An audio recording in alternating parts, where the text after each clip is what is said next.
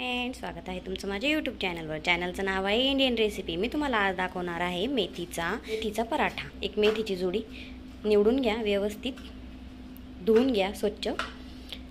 3 ते 4 बटाटे उकडून घ्या। ती मुगाची डाळ 1 तास भिजत घातलेली आहे। त्यामध्ये आता आपण टाकणार आहोत 5 ते 6 लसूणच्या पाकळ्या, 2 हिरव्या मिरच्या आणि कोथिंबीर आणि जिरे टाकून घ्या। मिक्सरवर बारीक करून घ्या। हे बघा, असं बारीक वाटण करून घ्या।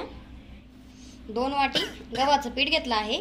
त्यामध्ये आपण आता 1 जुडी मेथीची टाकून घेणार आहोत आणि त्यामध्ये हे मुगाच्या डाळीचं वाटण केलेलं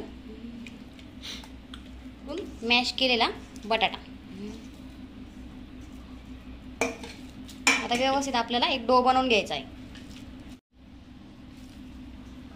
1 चमचा हळद, अर्धा चमचा लाल तिखट, मीठ टाकायचं विसरले होते मी, तर मीठ। असा एक डो बनवून घ्या। आता याचे आपण पराठे बनवून घेऊया।